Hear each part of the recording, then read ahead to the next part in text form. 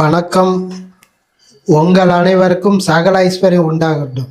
இன்னைக்கு இந்த வீடியோவில் நீங்கள் எதை பற்றி தெரிஞ்சுக்க போகிறீங்கன்னா, நம்ம வீட்டில் பணம் வீண் விரயம் ஆகுது இல்லையா? அந்த பணம் வீண் விரயம் ஆகிறத நம்ம தடுத்து நிறுத்த போகிறோம்.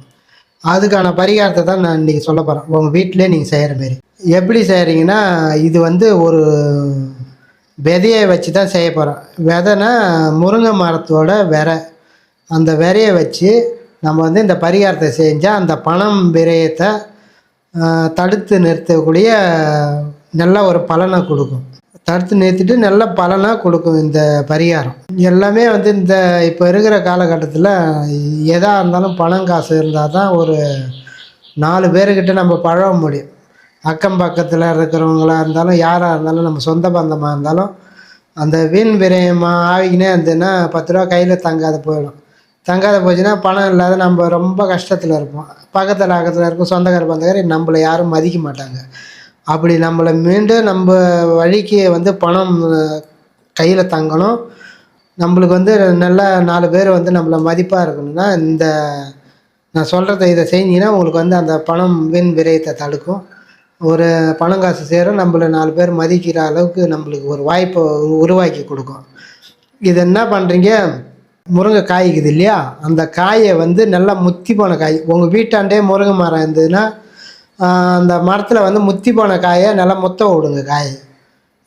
முத்த விட்டு அந்த காயை பறித்து என்ன பண்ணுறீங்க, நல்லா காஞ்சிரும். மரத்துலேயே காஞ்சிரும். நல்லா முத்தி போய் காஞ்சிதுன்னா இந்த வெடிக்கும். அப்படியே ரெண்டாக வைக்கிறதுக்கு தான் வெடித்து அந்த விரெல்லாம் வரும். நம்ம எடுத்து தேவையான அளவுக்கு அந்த விரையை சேர்த்துக்கலாம்.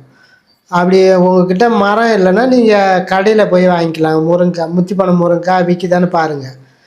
முத்திப்பழ முருங்கைக்காய் இருந்ததுன்னா அதை எடுத்தாந்து நீங்கள் வெயிலில் நல்லா காய வச்சு அதை உரிச்சி எடுத்திங்கன்னா உள்ளே அந்த விதை வரும் தனித்தனியாக. அதுபோல் எடுத்துக்கங்க. அப்படி அதுவும் உங்களுக்கு அதுபோல் முருங்கைக்காய் முத்தி போய் கிடைக்கல, நம்மளுக்கு பிஞ்சு முருங்கை தான் அந்த விதையை எடுத்து செய்யலாமன்னா அது எடுத்து செஞ்சால் அது பலனை கொடுக்காது. முத்தி போன முருங்கைக்காவோட விதை தான் வேணும் நம்மளுக்கு. அப்படி உங்களுக்கு அதுவும் இதுவும் கிடைக்கலன்னா நீங்கள் கடை இது விரெல்லாம் விற்பாங்க பார்த்தீங்களா? அந்த சந்தையெல்லாம் போய் பார்த்தீங்கன்னா சந்தை போடுவாங்க பேர் வாரம். அந்த சந்தையில் விரெல்லாம் விற்பாங்க. எல்லா விரையும் விற்பாங்க. முருங்கை விரையும் விற்பாங்க. அங்கே போய் நீங்கள் கேட்டிங்கன்னா அந்த விரை கொடுப்பாங்க. ஆனால் இது நம்ம வீட்டில் இருந்து மரத்தில் எடுத்து செஞ்சால் பவர் அதிகமாக இருக்கும், பலனை கொடுக்கும். நீங்கள் போயிட்டு நான் வேறு கடையில் வாங்கி செய்யணுன்னா அது கொஞ்சம் பவர் கம்மியாக இருக்கும். அதனால தான் நான் இப்படி சொல்கிறேன். நான் அந்த விரை விற்கிற கடையில் சந்தையில் கிடைச்சா வாங்கிக்கிங்க தேவையான அளவுக்கு. நாட்டு மருந்து கடையிலையும் விற்கிறாங்க. இந்த முருங்கை விரை நாட்டு மருந்து கடையிலையும் விற்கிறாங்க. அதுபோல் இருந்தாலும் வாங்கிக்கலாம். உங்கள் ஐடியா பண்ணி எப்படின்னா வாங்கிக்கிங்க. வாங்கி நீங்கள் என்ன பண்ணுறீங்க, அதை வீட்டுக்கு கொண்டுன்னு வந்துடுங்க. இது எப்போ வேணாலும் செய்யலாம். இன்னொன்று ராகுகாலம் யமகண்டல் அது பார்த்துங்க. அஷ்டமி நவமி வராத அளவுக்கு பார்த்துக்குங்க. அந்த தேதி வரக்கூடாது.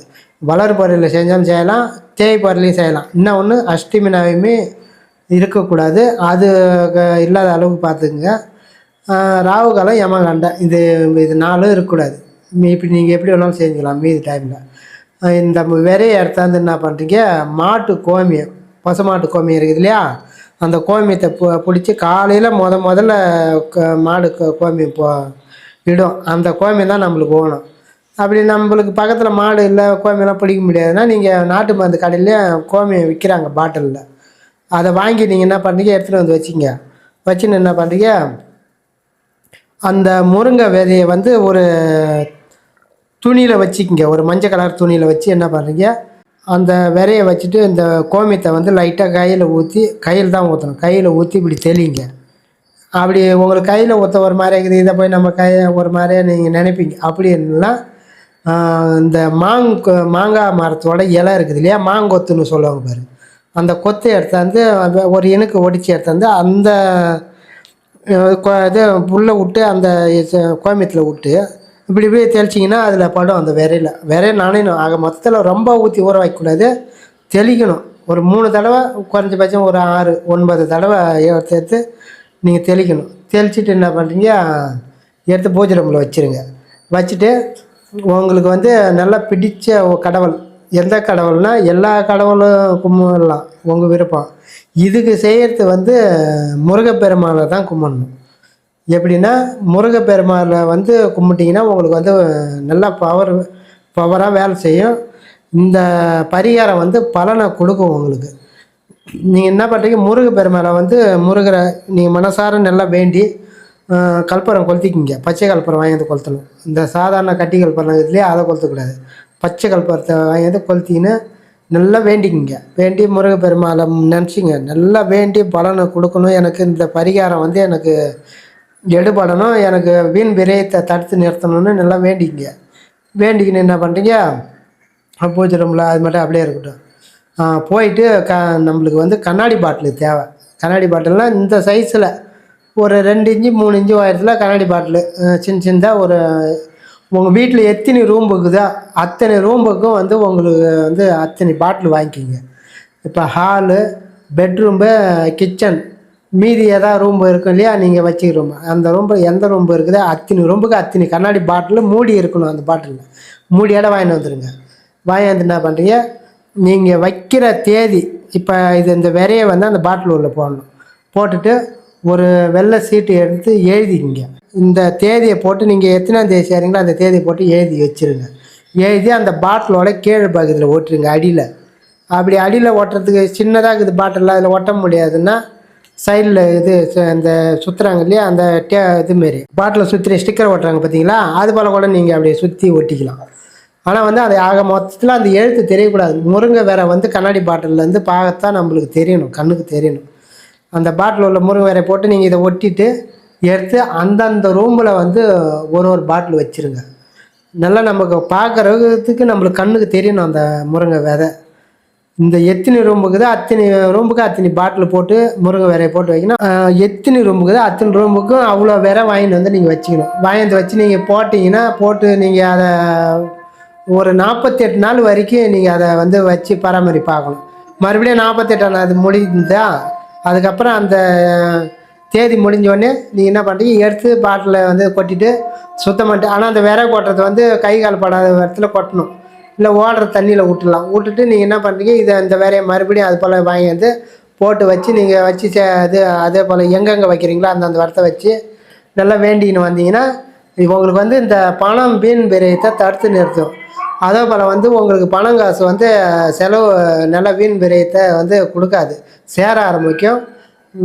இது பணம் காசு சேரும், நல்ல நகை நட்டு எது ஒன்றாலும் சேரும். நம்ம நினச்சதில் இதில் வந்து எடுத்துக்கலாம். அந்த அளவுக்கு இதை வந்து நல்லா வந்து ஒரு பலனை கொடுக்கும். இது தாந்திரிகமாக செஞ்சிங்கன்னா உங்களுக்கு வந்து நல்ல பவரை கொடுக்கும்.